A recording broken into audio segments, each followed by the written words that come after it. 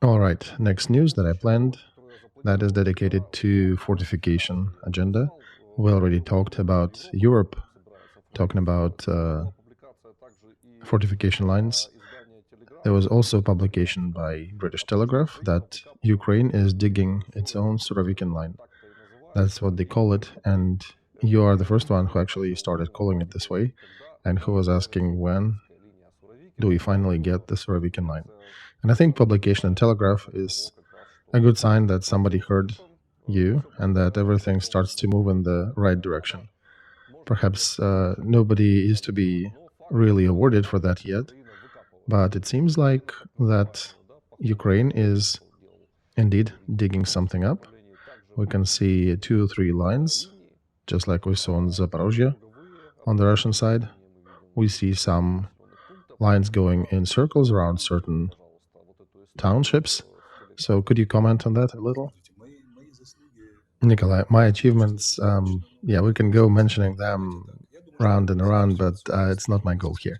Let's first thank Mikhail Fedorov for that, because he, being a vice prime minister on digitalization, is actually dedicating a lot of time for things like drones and defense lines. And I don't know who exactly helped him to do that, but he really is to be rewarded for pushing this through, because he grabbed this topic and he ran with it.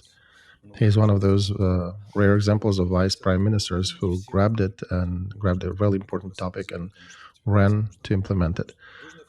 And I would once again remind that reliable fortification throughout the whole front line would basically decrease the pressure on our troops by 50%.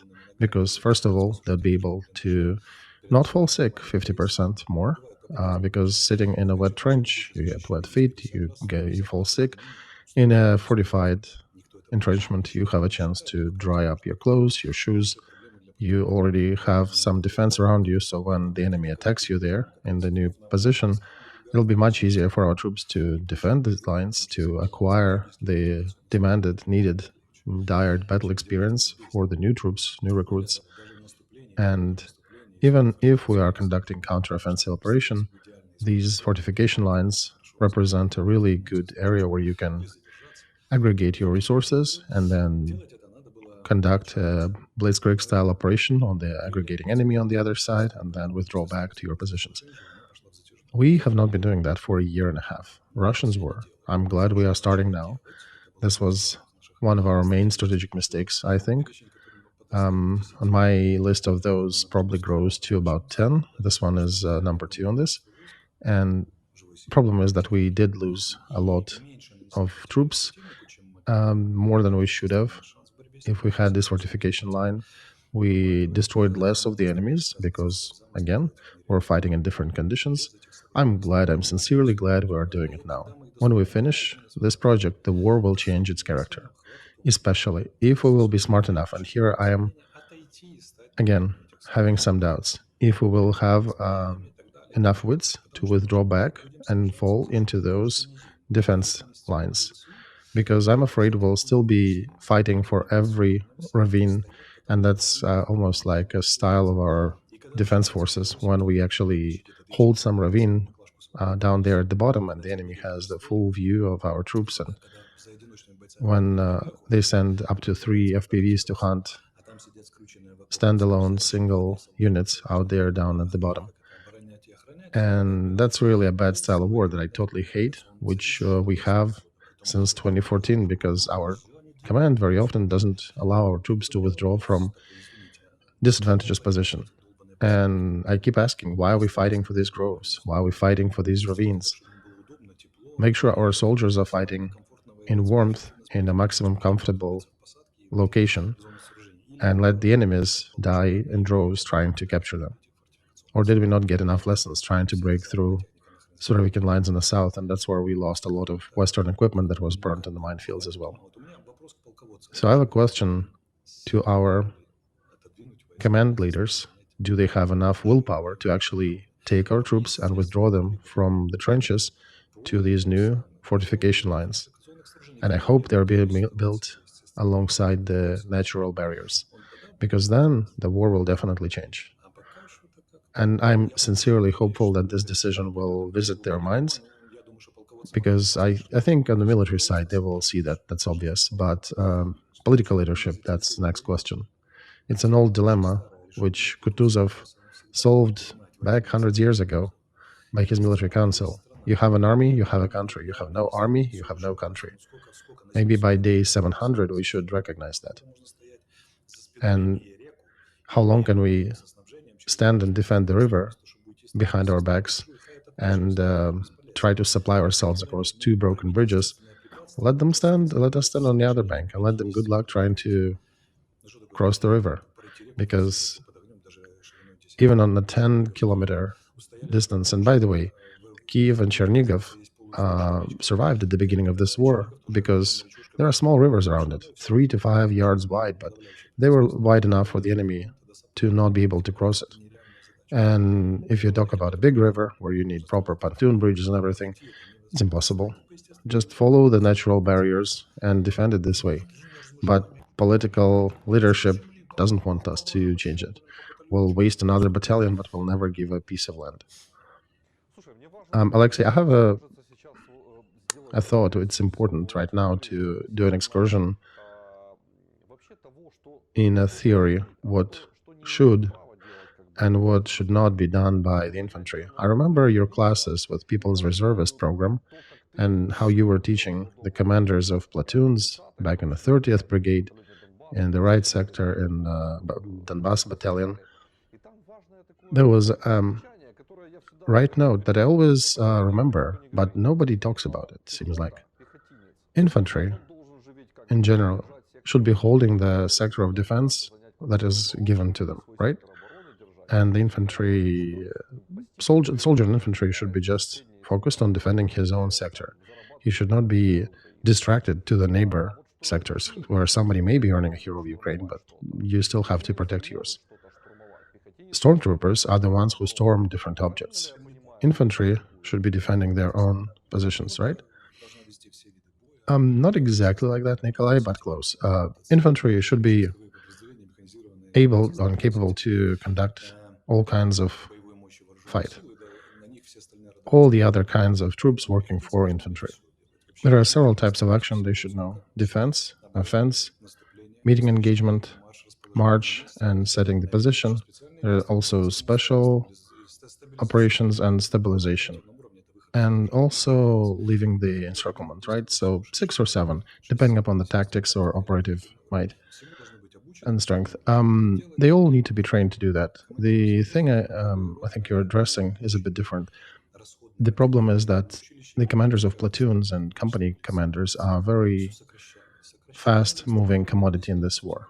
We've been diminishing the training for these positions for a long time, and at best we have sergeants fighting for them, or sometimes officers who were graduated from universities, from young officers courses, ROTC courses, and very often we lose them. We lose them either dead or wounded, and they don't have enough time to train their subordinates. And very often it happens that you have 9 people holding a kilometer of the front. It's very sad, and it's a very problematic knowledge transition. That's why when I said in storm actions, that's a whole other tactical data that probably is not for this stream, how they work. In defense, yeah, they do have sectors. They do have sectors that they protect, but this is the scope not of this stream. I think our main target that we can bring here is that our infantry, our average age of the infantryman is 46-year-old. A fellow at this age usually isn't not keeping himself too fit, right? The average life expectancy for men in our country is about 65, 67. So it's difficult to expect them to run the sprints and be really active on the front line. But we still have the prohibition of recruiting younger levels, younger crowd to the war. And I want to say the unpopular thing here, we should be recruiting younger guys, because physically, at least they'll be able to pull it through. Now, I know all the moms and grandmas will stop liking me again now, but understand that the war is the action for the young. And you first have to separate your fighters according to their health records, because how the good commanders did before. I take the best grenade thrower, best radio man, best sniper, and best shooter. But here's the problem. When you get them all, the best sniper perhaps can be 18-year-old or 20-year-old, but the best sniper perhaps can be a 56-year-old guy. And while one of them can run, the other cannot. And as a result, to the target where you want to settle for the next operation, you only get maybe 2.5 people, and everybody else is still crawling somewhere within the 2 or 3 miles on approach to that position. Somebody is out of breath, somebody hurt his foot, somebody's knees hurting, somebody got shot. So it's a very difficult situation that we often face. And that's an important nuance. So at first, all this mobilization needs to imply that we are looking for people who can be separated in groups: physical fitness, moral fitness, psychological fitness. I know in some groups of troops they're actually doing that, but not enough. And if we have some people who are ready to defend position when, according to their physical health, only from the entrenched position, right? That's fine. Just keep them there, and then keep the most fit in the storm troops, so you can move the older ones to capture the positions that was captured, to sit there in the new position that was captured. And youth has to go into those attacks. And I know this is a very unpopular topic to discuss, but war is a very unpopular thing in general. How long do we need to train an infantryman so he could conduct all 6 types of action? Well, if you train them proper, you can get down to 3 weeks probably. But this is another problem, because many of our instructors who are training them now have not fought themselves. And our military, we had a saying that if you cannot command, go teach. If you cannot teach, go work as military advisor. So in the training facilities, they were not the best. The best ones were usually in the 1st battalion, 1st platoon, 1st company. And the 3rd battalion was usually an aggregation of poor and rich who never did anything proper, and they were maybe painting or moving some things or doing logistics. So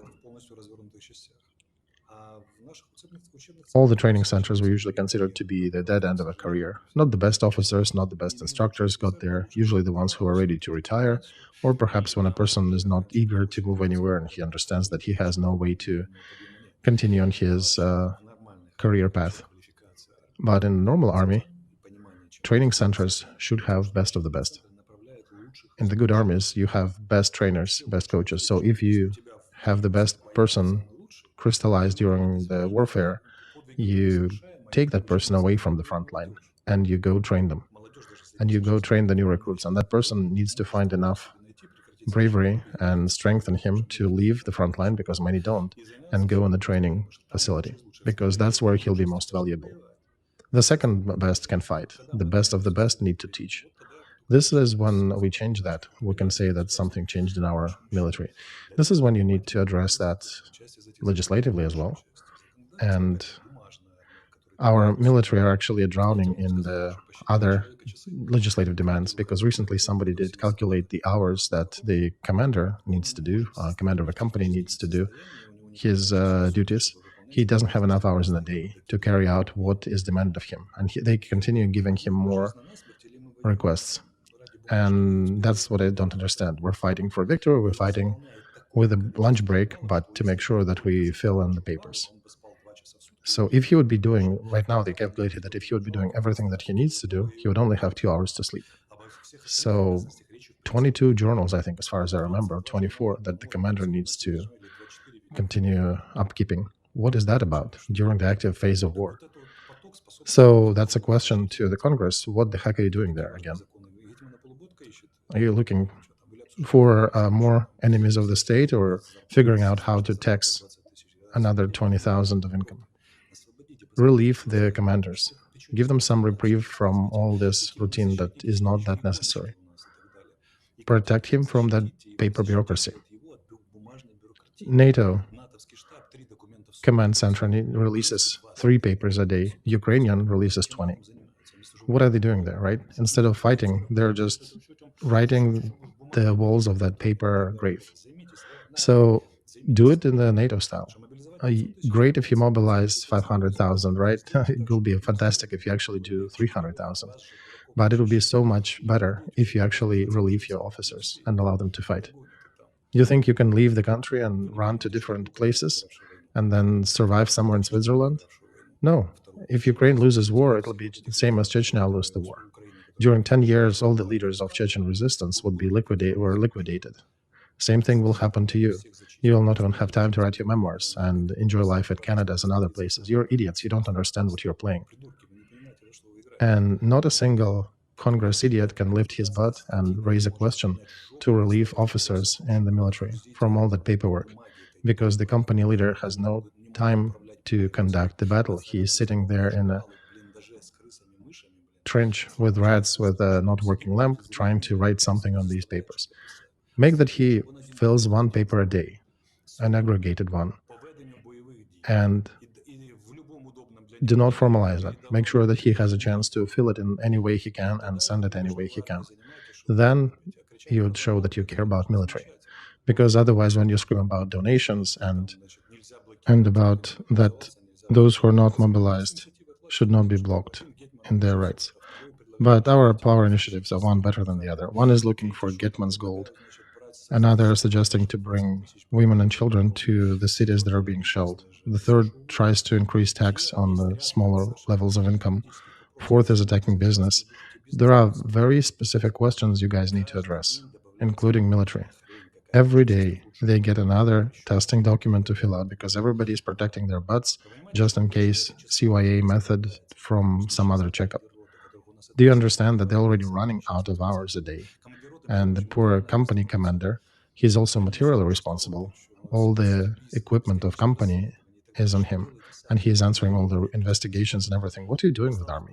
You hate our army. And the words, they're fantastic and wonderful, but in reality, you're finishing it off. I think our army suffers more from you than from the enemy on the front. When you will actually relieve our military from all this extra weight, then I'll believe that you actually are for our side. Until then, don't put the Ukrainian shirt on. It's only a sign that you stole something today, in this case. Okay, stolen, not stolen. Next thing, Minister of Foreign Affairs Kuleba again called upon the Western allies to provide more resource for fighting the war, and he suggested that this is the best deal in the world so that they do not have to spare their soldiers to win in this war. They can only help Ukraine materially if Ukraine gets enough equipment. As he said in Davos, it will be able to prevail in this war. We are offering you the best deal. You do not have to risk your troops. You just provide us with equipment, and we will continue pushing this war and winning it and make sure it ends in a successful way. And he did outline that Ukraine did not steal any of the provided equipment. None of the provided equipment has been stolen. It's been used and accounted for. And yeah, Nikolay, this is a sad statement, by the way. That kind of implies that we don't touch the foreign supplies, but we only steal our own. Sad reality. But Kuleba is a great professional who had done a lot for Ukraine. And I think this phrase perhaps was really torn out of context a little, or somewhat converted from the original message, just like we discussed him recently. I think Russian side published it in a softened version.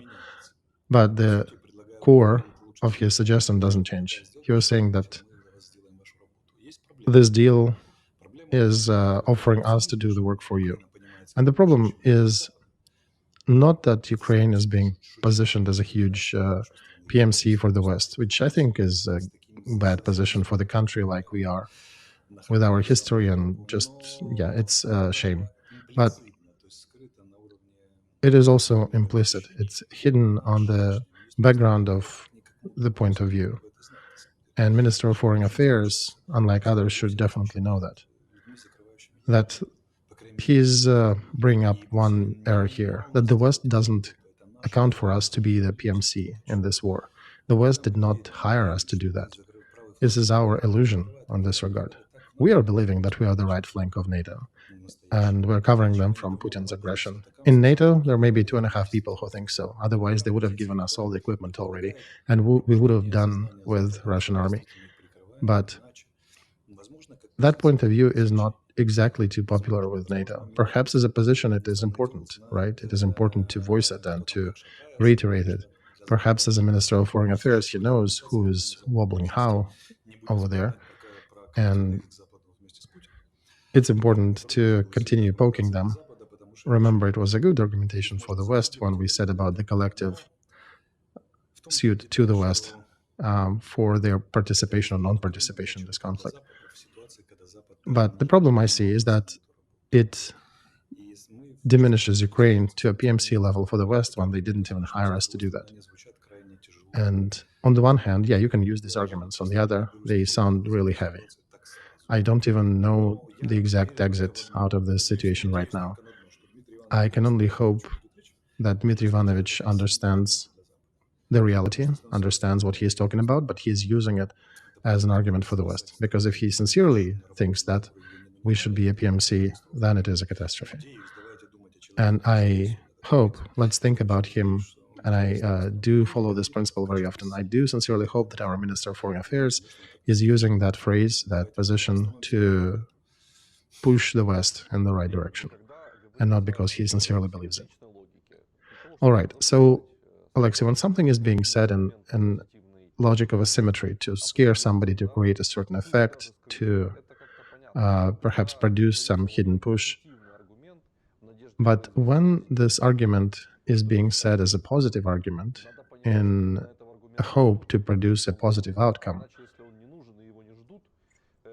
that's understandable when this is affected, when it's expected and waited for. But when it is not expected, the West might be ambivalent about this suggestion. How do you think they will treat it? Nikolay, there are more and more concerned voices in the West. To what degree this argument is active, that's another discussion. There's some action, some effect, definitely. But we cannot do nothing. When we are saying that the West is next, yeah, the probability of this exists. It's not the only one, but it exists. And when they find out that the United States are not protecting Europe anymore, I suspect they will just surrender to Putin in this case. But if we imagine that the West will actually dig in and will fight, but what is Poland doing, right? For example, the ones who are swearing like, unlike anyone else, they know what Russia is and they're experts in this. Are they fortifying themselves? Are they preparing anything? What are they doing? They're blocking the border between our two countries very often. And they're not really in a rush to do any deblockade there, to unblock it. And they've been detaining quite a few volunteer loads and other things. If indeed they were providing for safety, they would not have done these measures, despite all our difficulties in communication and politics between two countries.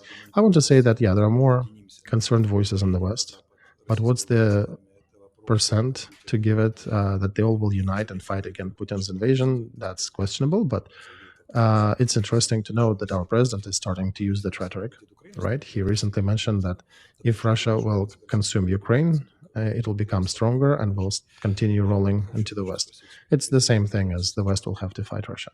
So I also have to ask here from our patriots, is the president also a Russian spy? They probably have this suspicion, right? All right, so the point is that everybody is trying to scare the West with this, and the West is trying to do that.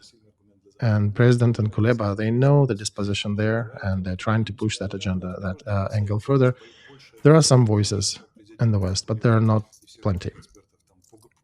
And I want to say that they probably will listen more to Trump than to our scary fairy tales, because they are concerned that Trump might withdraw from NATO. So that's, I think, what pushes Europe to be more active. But perhaps we're also pushing them, right?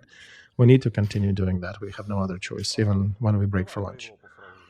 All right, let's also talk about Europe here. There are several news. France, let's start with President of France, Macron, that he is planning to visit Ukraine in February to sign an agreement similar to what Brits have signed with us, to conclude the bilateral agreement on security and security guarantees, in accordance with which Paris will provide more modern military equipment. They're saying about delivering 40 Scalp missiles with extended range, several hundred bombs, more equipment, and provide additional aid to Ukraine to defend its sky. And he says that he'll visit Ukraine in February to fine-tune and sign these agreements. Then the Minister of Defense, Lecour, also continued. He said that 78 artillery system Caesar will be produced and supplied to Ukraine. And he also bit a bit of Germany and said that some countries, due to political reasons, made a lot of statements, but still not supplying Taurus systems. So how do you evaluate what France is doing? Is it an attempt to catch up with Britain, to be the first in EU and be ahead of Germany? What France is doing? Well, of course, it is competition between Germany and Britain and France, among other things. France is somewhat behind the Anglo-Saxon world. And remember when they were pushed away from the submarine deal from Australia, French were surprised by such a treachery from Britain, and they're trying not to leave their chances. And French are saying that Macron has a certain conservative turn in his rhetoric and his political action, but I think Ukraine is probably a competition for them. 11 countries are standing in line to sign the agreements, some security agreements. If that will be done, one of the three unknowns will become better known, namely position of the West in aid to Ukraine. If each of them will bring 2.5 billion, like Britain, and maybe 90 missiles, 100 howitzers, and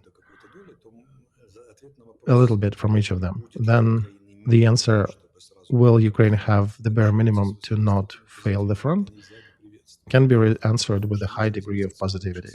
That should be welcomed, because that, regardless of any other things, this is a positive development.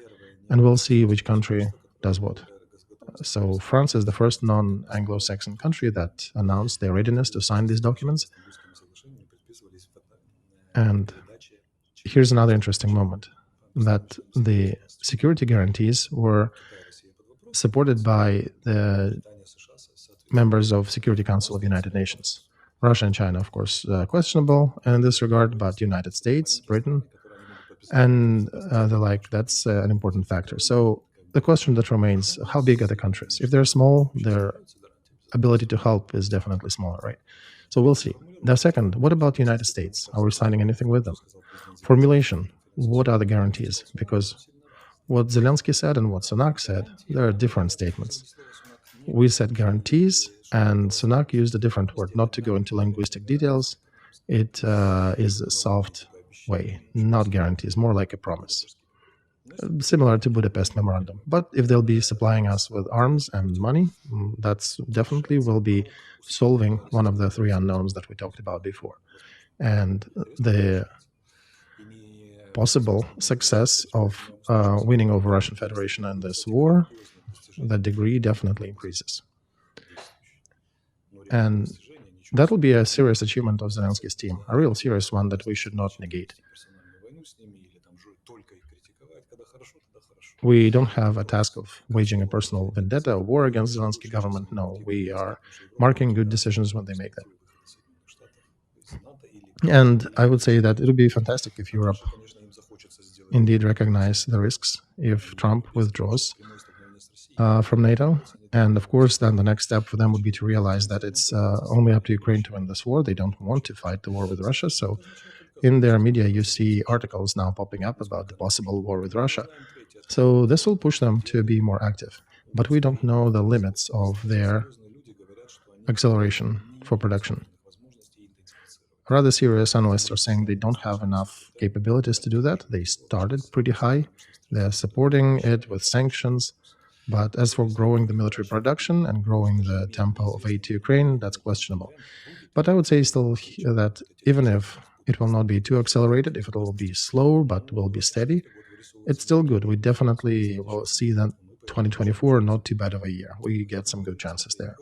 So we'll see. We do want to see who are those countries. For now, it's Britain, Canada, and it's British group, France. We'll see what Germany will do. They don't want to give us Taurus missiles, but this will be a good news overall.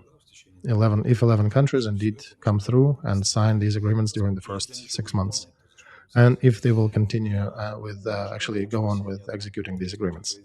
But we also understand that Russia is not alone, right? He's the part of the axis of evil, and they will likely continue growing their efforts, and they might open another front somewhere. That's why I'm meaning we should be very careful about making statements that we succeed, we prevail, it's easy peasy. The conflict is global. This is a big mistake to see this conflict as just a local conflict between Russia and Ukraine. You need to consider that in all the variety, from Venezuela to who sits in the Arden Strait, and it shows that the axis of evil has a rather large area to maneuver and to take leadership and make the West react to their actions. And if they start another 2 wars, we may surprisingly find that all these shells produced for Ukraine supposedly will go to the other allies in those hotspots. So on one hand, it's good development. On the other, we'll see how it goes.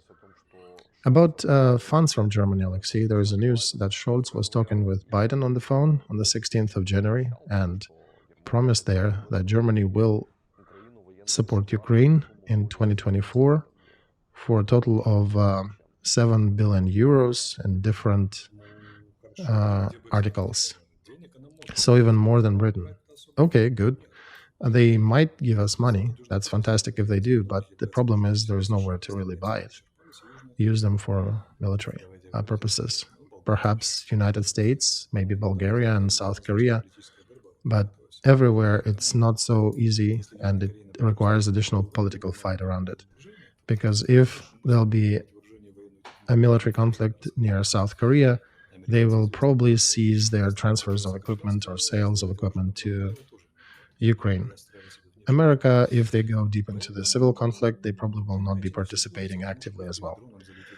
So, not everything goes down to sending FPV drone into an enemy tank. It's big politics and big alliances and calculations there. And alliances definitely change.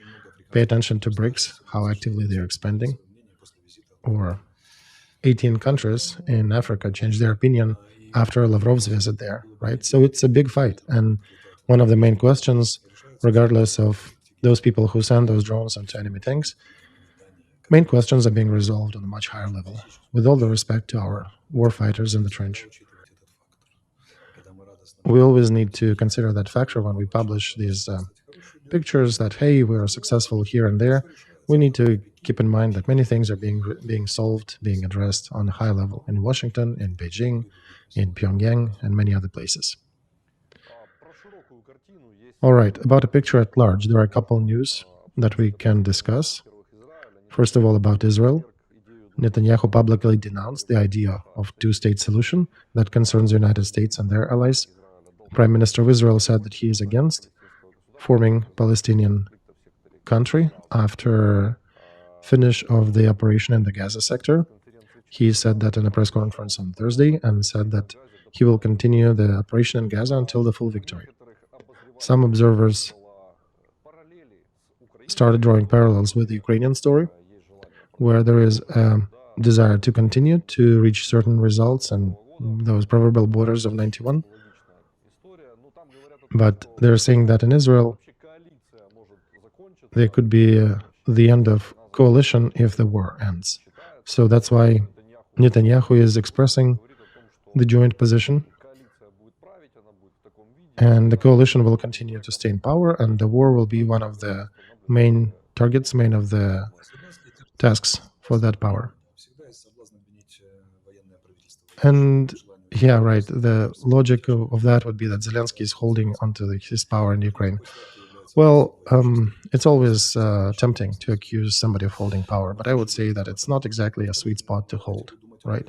And let's first think about people, give them some credence and say that perhaps they're actually doing good stuff. And then if we talk about reality, if we compare Ukraine with Israel, Israel has all chances to finish the Gaza operation. As for us, only if we find that gold of those Gitman Polobotka that some of our congressmen are talking about, maybe. And even then, a very big question there, if we get to those borders right now. But everything that Israel is achieving, the best achievements by Israel and the best achievements by Ukraine in these wars, they were done against the opinion of United States. United States do not support our strikes on Russian territory, but our best operations, our hits on Crimean Bridge and some other things, they're done outside of the framework of United States. Same thing with Israel. They're going against United States in a lot of things. So I want to say we should not be afraid of our allies, and we should be doing what we need to do, because for them it's just an opinion and maybe some remote circumstances and consequences, and for us it is the matter of survival. And both us and Israel in a tight connection in this regard. You can even see the package of support is tied there in the US Congress. We need to wage our wars the way we have to do that, and not the way that allies are pushing us to, because they're playing their own games. It's not about games for us, it's about survival. That's it. The best achievements in this war were done against the opinion of our allies. The best achievements of Israel were done outside of the framework of support of the glorious United States. And that's the way it should be. But it looks like Netanyahu got balls. You have different attitude to the fellow. Same thing with Zelensky. But they're still holding their positions. But not a single country can wage a full-scale war without support. Even Soviet Union was very heavily dependent on Lend-Lease from United States during the Second World War. And Ukraine would not be able to pull through without the aid of allies. And same thing with Israel. They would not be able to fight this conflict entirely on their own. When we're saying you have to be fully self-reliant, not a single country, let's be frank, can wage this war without support. Even Russia needs aid. But this is the question, this becomes a question of a degree of autonomy. When you can provide 50% and you only need 50, right? That's one degree of political liberty. But when you can barely provide 2% and then 98 need to be provided by your allies and partners, that's a different degree of dependence on them and independence as a country. And here I would post that question. Dear compatriots, and I'm not separating myself from them, how did it happen that, knowing that there likely will be a big war with Russia, we wanted to go to NATO, and the war actually was going since 2014, right? How did we administer our country that we are that much dependent on the partners? There's a huge difference in conducting self-sustained politics and very not sustained politics, because Israel can support themselves significantly, right? In Ukraine, we are very reliant on the West. If they seize their supply, we probably will be done in about 3 weeks, right? How did we get to that? If we managed to provide at least 50% of supplies for this war, we would be able to hold on from much stronger positions. Even if the West would have seized their supply, we could still fight this war rather successfully and show the grit and show that we can. So, explain me how Hamas can make missiles that reach more than 100 kilometers and 5,000 mortar rounds that fly in a week. Hamas, a small terrorist organization under the strikes of Israel aviation, under the purview of Israel Intel with a lot of agents and all, but Hamas still manages to manufacture that. And we, a huge country that has nuclear and space technologies, cannot produce mortars. And I'll tell you here, I have a friend who is producing these mortars. So he's trying to do the best he can to supply our military. But every day they're coming and recruiting his people from factories. He's telling them, you're idiots, you're taking my specialists because I'm building these mortars for our military. And people refuse to come to his factory now too, because there are no guarantees. And they don't care. They're just saying, well, we have an order to recruit that many from this factory. How and who makes these decisions? What did Israeli-Palestine conflict highlight in this fashion? That Ukraine is behaving worse than Hamas, than those bearded dudes with AKs. here in Ukraine, we are behaving sillier than Hamas. Despite of our institutes, universities, Western education, technologies that we have, just realize we behave more short-sightedly than Hamas, in a more silly fashion than Hamas. Aren't you ashamed, dear compatriots? Maybe these are the questions we should be posting in front of our power. Why Hamas has been investing in their critical infrastructure for dozens of years and their arms, and we're not doing on the 700th day of war, that actually is threatening to turn us all in one big Bucha. Perhaps you don't feel that there is Bucha coming. I don't know how else to explain that. Steal from your own, the war with the lunch break, dislike of putting the real questions and addressing real matters. We're just behaving in a sillier fashion than Hamas. Perhaps we should feel shame. I don't know how else to knock on these doors. I threatened with a union with Putin, didn't work. Nuclear strike, didn't work. Shame, what else will work? The eternal purple light and lack of desire to post real questions rooted in reality.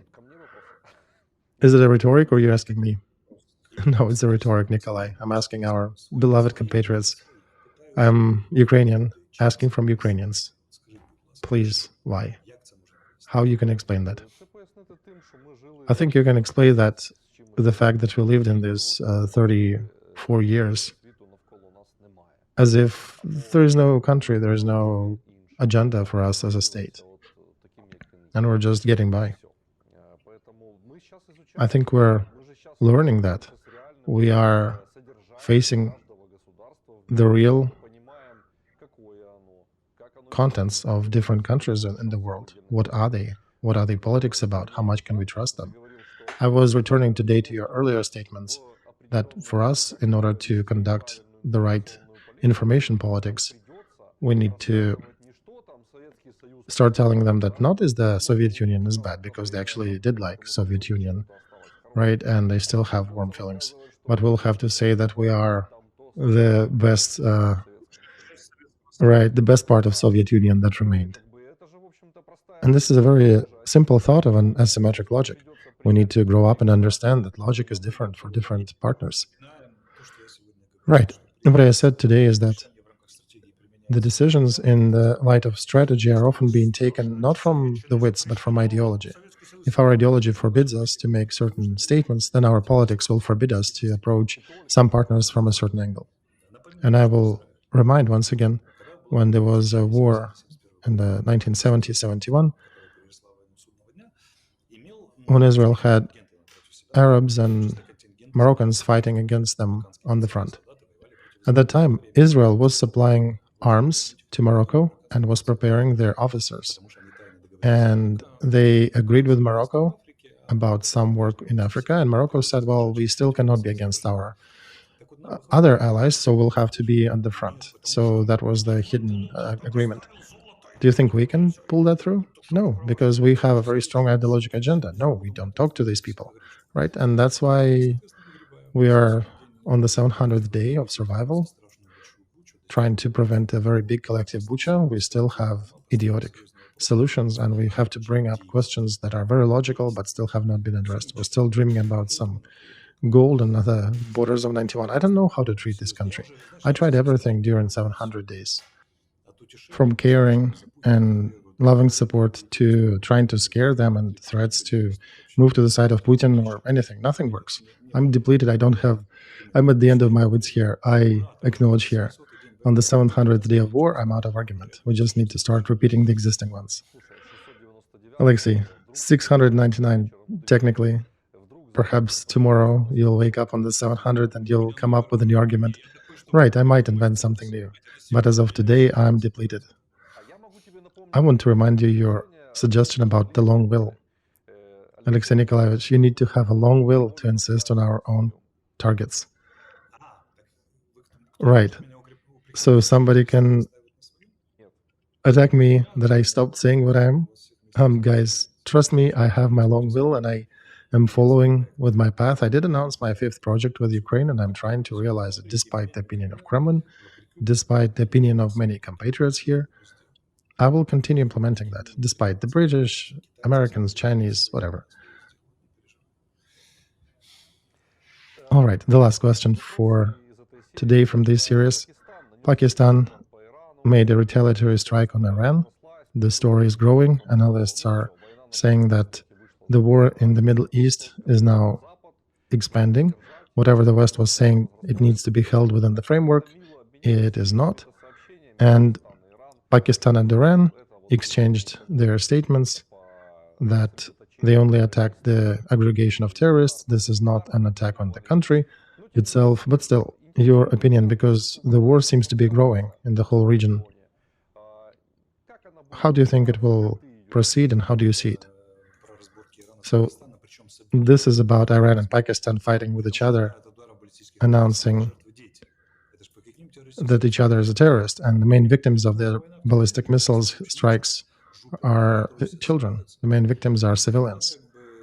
So this shows once again that the potential to fight with terrorism in the world is still there. We've been fighting for 30 years, wasted trillions of dollars, and still fighting terrorists, right? And wherever the missile hits, that's where the headquarters of terrorists are. And when radical Islamists from Pakistan are fighting with radical Islamists from Iran, and they're calling each other terrorists, for a human who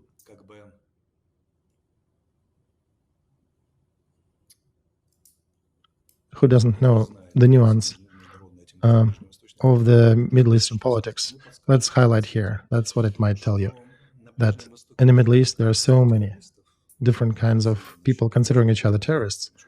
Then if it starts a full war, like a full flame of war there again, you can open not hotspot number 5 and 6. You'll be opening a hotspot number 120 there. And I also want to say that within NATO, they have officially 3 potential conflicts, territorial arguments. And we can remind you the main ones: demarcation of the naval border between Iceland, Britain, problem of islands between Greece and Turkey, they were fighting, around Cyprus, Gibraltar and Spain, and there are many other issues. Canada and Denmark, argument about islands. There are 33 zones of potential conflicts, to be more precise. What do you want from the Middle East, right?